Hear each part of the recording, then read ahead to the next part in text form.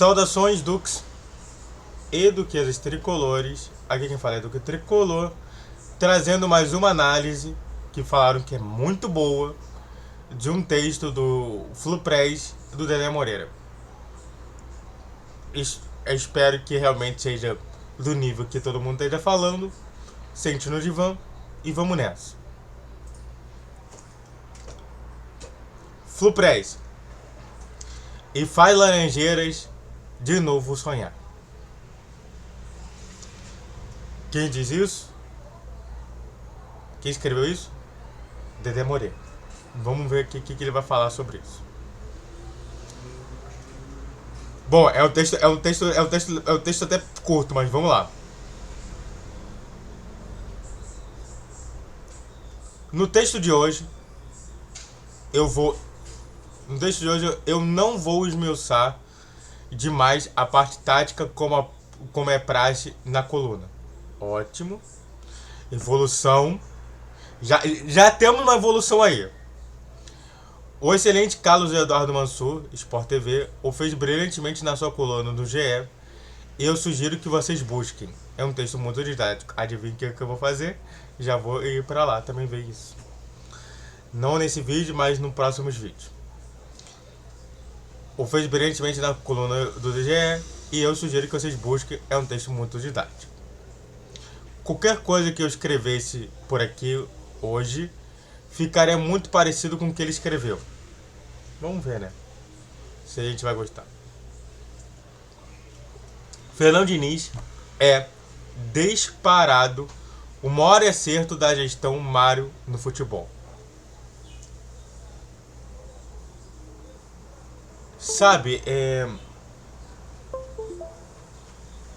eu concordo bastante com o Dedé Moreira falou sobre o Diniz ser um dos maiores acertos. Não vou falar que é o maior acerto, tá?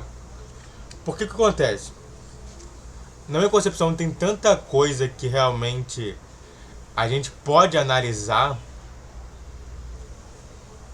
nisso tudo que a gente observa. Tipo assim, será que se, por exemplo, o Cano não metesse tanto gol, será que o Diniz seria considerado tão bom? Se realmente não acontecessem essas coisas. Porque realmente a gente tem bastante jogadores que realmente fazem até mais do que se espera. O Cano fazendo muito gol, o Ganso realmente achando umas bolas do nada. Você tem ali o John Arias sempre realmente sendo um craque do time, driblando 1, 2, 3. Mas isso daí não era esperado para nenhum desses. Então não, é aquela questão, né? De fato está acontecendo a mesma coisa que está acontecendo no ano passado. Agora, falar que é por conta do Fernando Diniz, então eu prefiro justamente não falar que é a maior da gestão, mas é uma das maiores. É justamente esse prefixo aqui, né? O. Porque se você coloca o, significa que ele está em primeiro colocado. E na minha concepção, não. Na minha concepção, realmente surgiu várias peças que realmente se juntaram e acabaram somente sendo esse timaço que está hoje. Mas vamos continuar. A mesma gestão que mandou embora em 2019 foi que recontratou. Isso daí é bem lembrado que o Mário Bittencourt, ele numa pressão enorme, até porque nós estávamos ainda caminho a ser rebaixados para a Série B, e o Diniz foi mandado embora pelo próprio Mário Bittencourt. Foi que contratou no momento em que o treinador, que sempre foi muito bom, sofria rótulos absurdos dados por quem analisa futebol do resultado para trás. É aquela questão, né? Futebol resultado com futebol realmente que você enxerga em campo. E na minha concepção, infelizmente o resultado sempre vai ter moderação em cima dos outros, das outras ações. Isso não importa. Eu acho que o grande problema disso tudo é a questão do imediatismo. É a questão também de entender, por exemplo, como que o Barcelona se tornou um grande Barcelona lá de trás. E é justamente isso, né? Como é que pode o Barcelona, que sempre foi protagonista, com a saída do Pep Guardiola, acabou a preeminência a fortaleza, o poder do Barcelona. Então sim, eu acho que se a gente considerar nesse exemplo do Barcelona, eu acho que é interessante a gente falar que realmente o Diniz é uma hora certa. Mas é justamente isso, fica elas por elas. Fernando é um cara absolutamente corajoso. Por quê? Ele não faz nada além do que a gente pensa que ele vai fazer. Mas vamos analisar aqui. É muito claro que ele vem buscando, com o Keno e o Arias abertos, uma alternativa ao seu modelo de 2022. É importante, é interessante. Só que, excetuando o jogo com o Bangu, marcado por uma especificidade de como esse time joga, não havia funcionado. Exatamente. E aí eu te falo assim, eu não sei se ele vai analisar o que o próprio Diniz falou, mas eu vou lembrar você o que o Diniz falou na coletiva, né? Foi a única coisinha que eu vi, mas já foi suficiente para entender melhor. Ele na coletiva, ele fala que ele teve que, além de fazer apenas isso, teve que fazer diversas mudanças. A pergunta é, será que ele vai dizer também sobre essas diversas mudanças? O Dedé Moreira? Porque não foi apenas colocar o Keno e áreas abertos que realmente fez com que o Fluminense conseguisse fazer 7-0 no Volta Redonda. Ou realmente conseguisse fazer um ótimo jogo contra o Flamengo. Então tem tudo isso daí que a gente precisa comentar.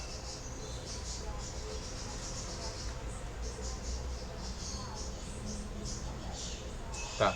Antes de a gente continuar, faz tudo que está escrito aqui, ó. Se inscreve no canal, faz o triplo C, que é curte, comente, compartilhe.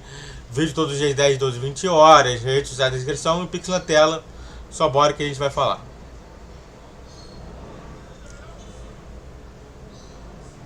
Reparem como ele é um treinador completamente disruptivo. O Fluminense fez um primeiro tempo ruim na final da Taça Guanabara com o Fla. Ele abre mão do modelo alternativo com Kenny e áreas abertos e vira o jogo. Vem o primeiro jogo da semifinal, ele insiste de novo, abre Keno e Arias e o Flu joga muito mal. Toma 2-0 e desconta no lance casual. Vem pressionado, tendo que vencer o último jogo da semifinal. Qualquer pessoa no mundo voltaria para sua zona de conforto. Qualquer um. Isso daí foi insano, tá? Isso foi um princípio não de disposição, mas de insanidade.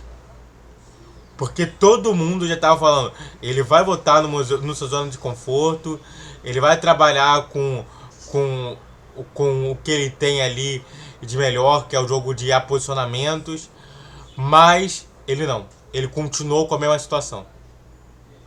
E ninguém entendeu. Todo mundo já estava indo pro jogo pensando assim, cara, se a gente for vencer, vai vencer de 1-0, e no máximo. Diniz não. Insiste no modelo e aprimora. Olha só que eu falei. Abre os dois pontões de novo, mas dessa vez solta completamente os dois laterais. Porque, repare bem, é muito fácil enganar hoje em dia. Sim, foi não somente essa mudança, mas também outras mudanças que realmente fez com que o Diniz conseguisse fazer um jogo que ele quis. Eu gosto muito que o Diniz, ele mesmo nessas duas semifinais, e até mesmo na final, entre aspas, do campeonato da Taça Guanabara contra o Flamengo, ele trabalhou como se realmente assim, vamos fazer um projeto e vamos ver se tá certo. E aí deu certo, beleza. Não deu certo, a gente descarta. Então, tipo assim, é insano isso. É insano. O treinador pode chegar numa coletiva e se dizer ofensivo porque joga com 3 atacantes. Mas o cara prende os laterais, segura 2 do meio e chega para atacar só com 4 ou 5 jogadores. Isso não é ofensividade, é justamente o inverso. E realmente isso é verdade. Isso é verdade. A análise que Diniz é completamente ofensivo é um erro. Ele chega com poucos, mas esse pouco já é muito ofensivo para o time adversário. Mas não é ofensividade. Concordo 100%. Ó, sabe porque eu gosto muito do texto do... Só pra gente dar uma parada aqui. Sabe porque eu gosto muito do texto do Dedé Moreira? Porque ele faz em camadas. Olha só como que ele tá fazendo em camadas. Isso que eu acho insano. Não tem ninguém no Netflix que faz isso. Só o Dedé Moreira. Que faz textos em camadas, ó. Fazendo, aí beleza, vai continuando. E parece que chega numa camada suprema. No final desse vídeo, você vai ver assim, cara, que incrível. É impressionante. É impressionante. O Fluminense no último sábado, 18, espaçou completamente a defesa dos caras e entrou como quis e com muita gente. Um baile, uma exibição de gala. Mais uma desse Fluminense que, além de vencer, provoca sensações no torcedor que estavam adormecidas há bastante tempo. Não. Eu acho que tem uma sensação, sim, uma sensação mais de tranquilidade que a gente demorou a ter. E que começou isso, acho que desde o finalzinho do Campeonato Brasileiro do ano passado.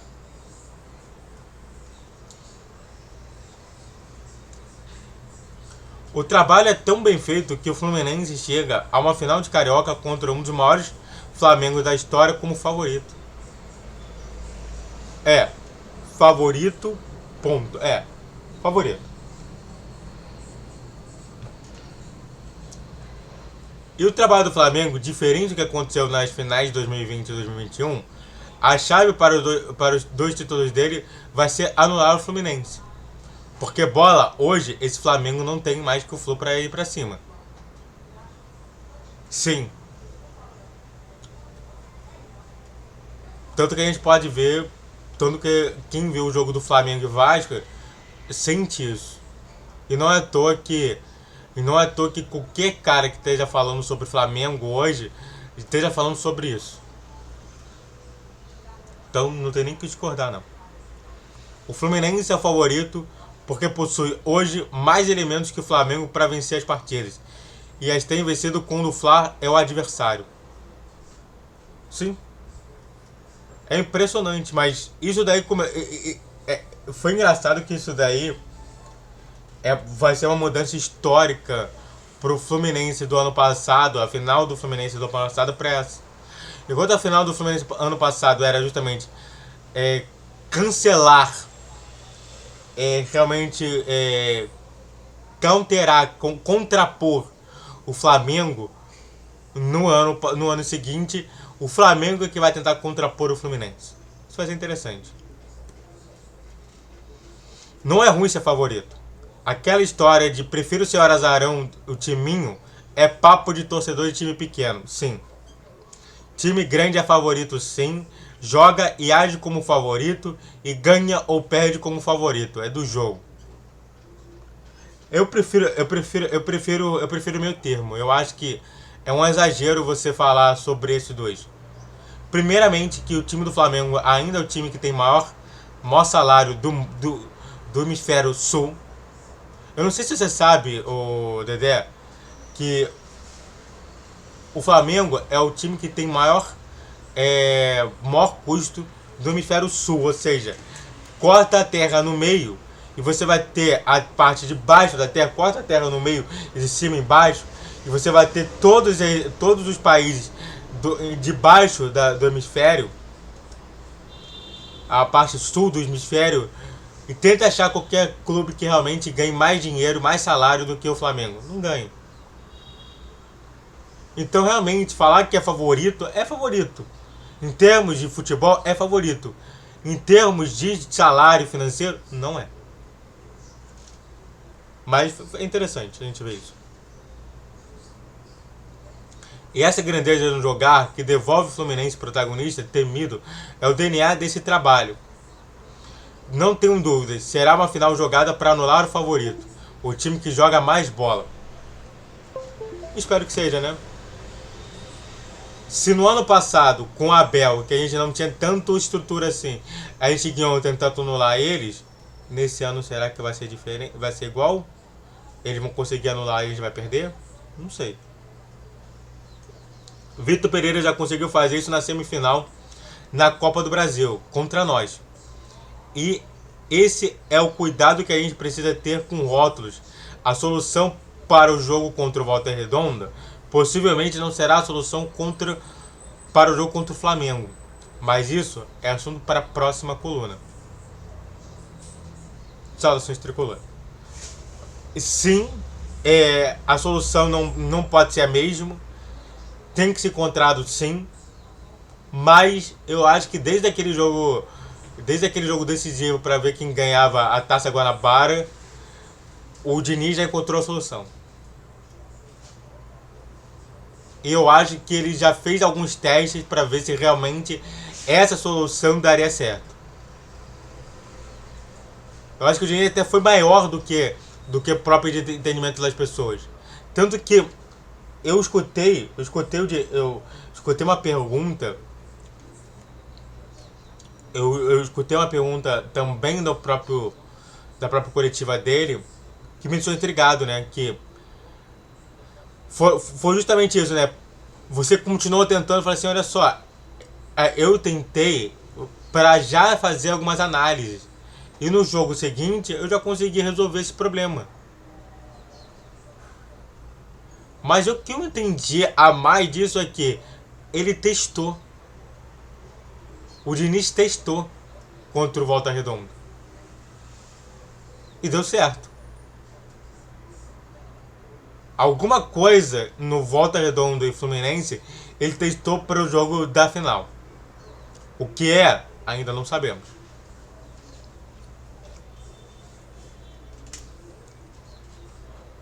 É aquilo, né? Como psicólogo, é meio difícil entender o que o Diniz pensa, justamente também sendo psicólogo ele. Mas na psicologia, a gente sempre tenta repetir. Quando o time está entendendo, está compreendendo, a gente precisa repetir algumas vezes. E de fato, na minha concepção, as duas semifinais foram justamente para testar o que era bom para o Flamengo. Muito obrigado a todos que assistiram, eu fico por aqui. Se inscreva no canal, faça o que você quer, curte, comente, compartilhe. Redes sociais na descrição desse vídeo, vídeo todos os dias, 10, 12 e 20 horas. Pix na tela. Foi um ótimo texto, não foi um dos melhores. Saudações tricolores.